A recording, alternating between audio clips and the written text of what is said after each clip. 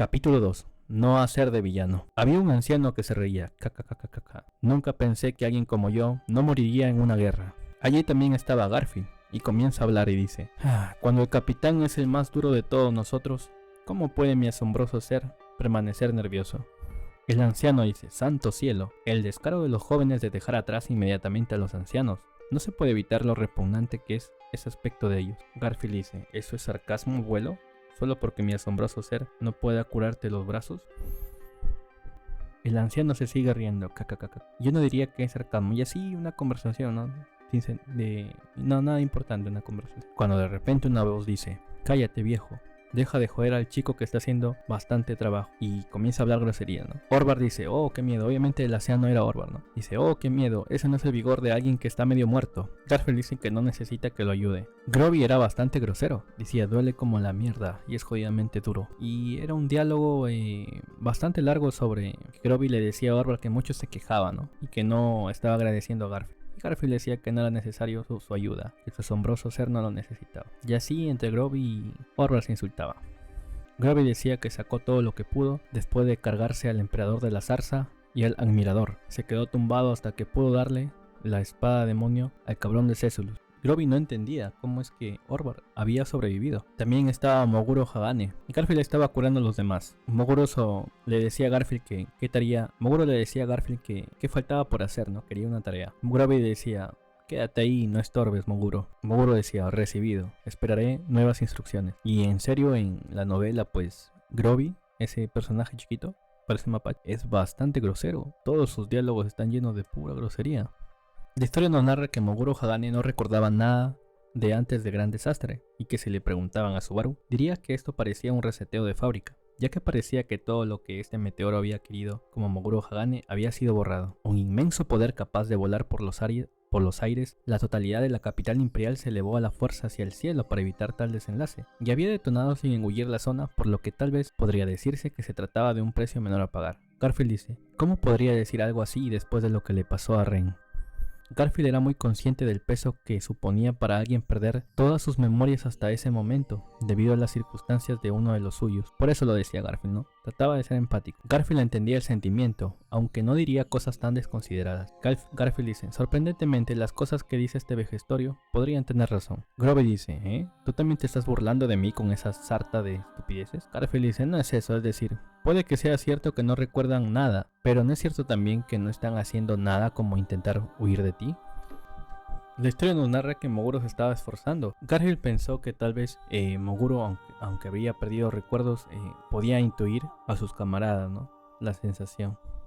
Moguro había venido por su cuenta a curarse su propio corazón en un lugar que nadie conocía, entonces Garfield no tenía motivos para echarlos. Garfield dice: más bien, el vejestorio que no hace nada más que hablar sin que le sobren las manos es más bien un estorbo. Orvar se ríe, dice: vaya, este joven me habla así de verdad. Bueno, entiendo lo que dice. Mientras Garfield se encogía de hombros, Orvar agitaba las dos mangas mientras se reía. Fuera de aquel intercambio, Groby se frotó el hocico negro y miró a Moguro.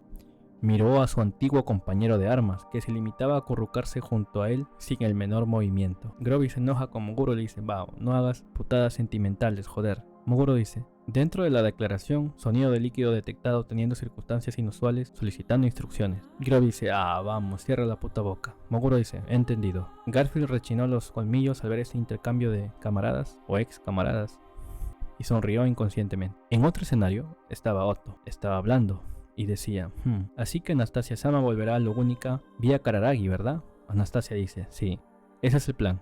Estoy en el imperio como enviada de Kararagi. Sé que es solo un título, pero debo cumplir con mi deber. Otto dice: ya veo. Después de todo, Anastasia había cumplido un papel importante, ¿no? Había sido enviado para resolver el problema de Kararagi y todo eso. Y eso iba a aumentar su reputación en el consejo de Kararagi, que la había enviado y ya se había solucionado el problema, bueno. Claro que Emilia también contribuyó en la lucha contra el gran desastre, y después de todo acuérdense que Vincent le pidió una alianza a Emilia, o sea, ambas campañas se estaban beneficiando.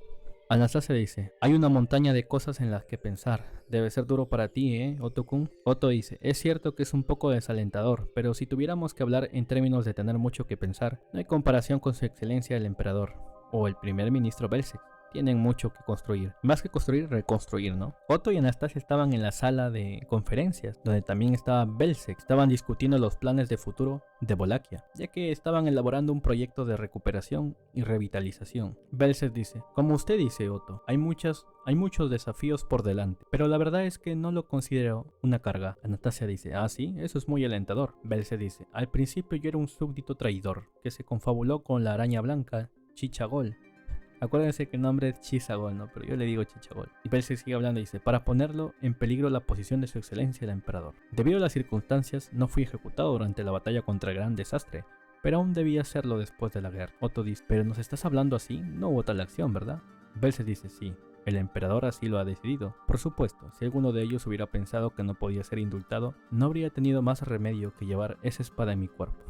Césulus se interrumpe y dice: antes de que algún papel secundario se ponga sanguinario, me gustaría declarar que es decisión de su ex excelencia no matar a Belzec-san, así que todos deben seguirla. Si van en contra, tendré que mostrar mi lado de espadachín por primera vez en mucho tiempo. Además, tengo la vaga sensación de que Chicha había planeado hasta tal punto que su excelencia no mataría a Belzec-san. De hecho, sin Belzec-san sería difícil continuar, ¿no?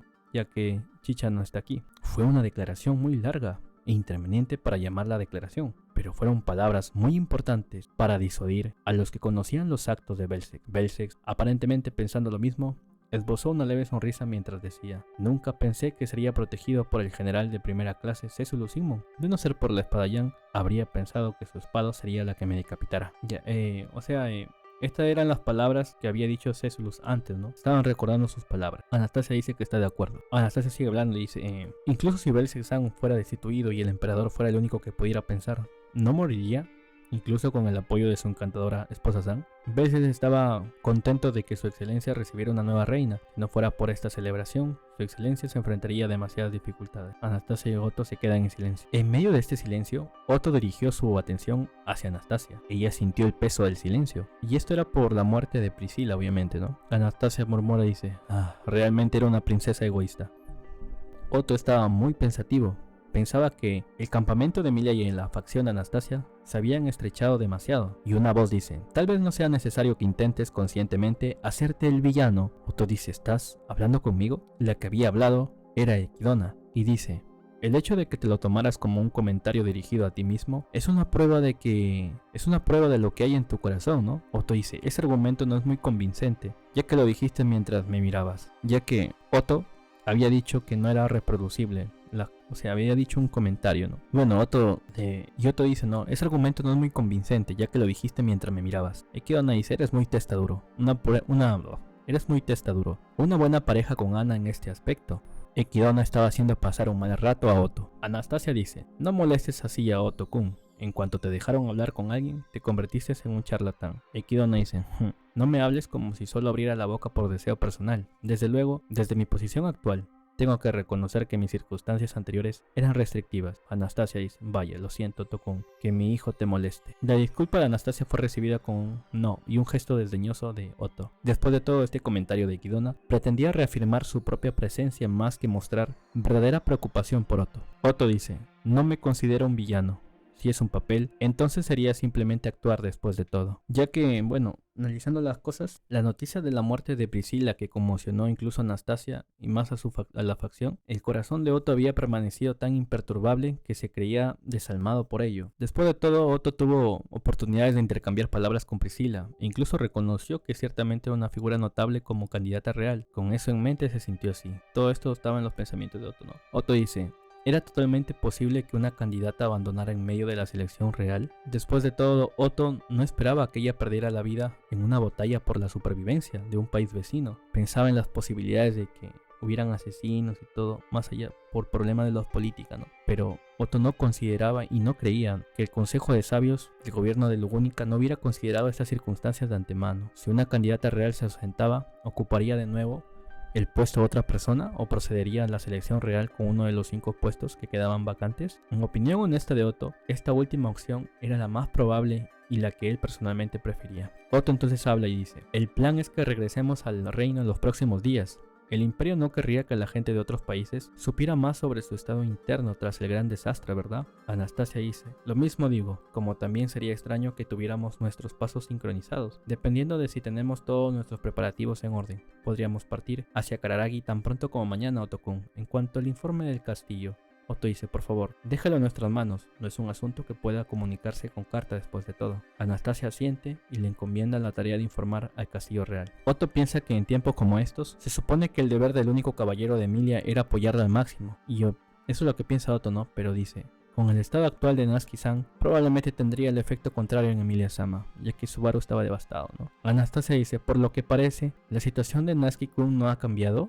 Otto dice, en efecto, el caballero Julius también ha aparecido algunas veces, pero ha sido difícil. Odio decir esto, pero tenía la impresión de que Priscilla-sama solo le hacía pasar malos ratos. Anastasia dice, en lo que respecta a Natsuki-kun, eso carecía de importancia. Qué preocupante. Equidna, o mejor dicho Equidna, también parecía preocupado por Subaru. Bueno, todos estaban preocupados por Subaru, ¿no? Versus dice, ¿hay algo que yo pueda hacer? Y así comienzan a hablar, ¿no? Otto, que compartía el mismo estado de ánimo, estaba ansioso por sacar el máximo partido de las palabras que se habían extraído. Ese era su lugar en la facción de Emilia, no como villano, sino más bien como alguien que emprendía el mal necesario.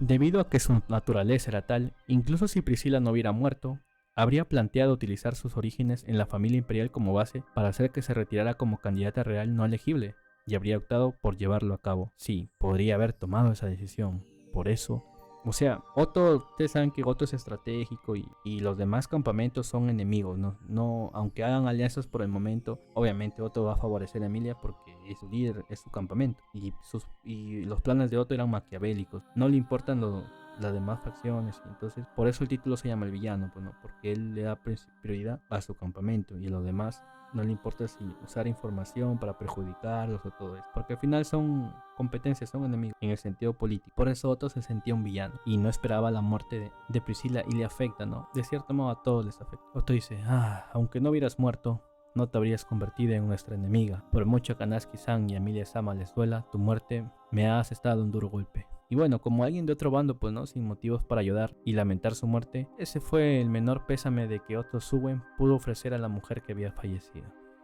Suscríbete para más. Y por cierto, yo no soy Satela.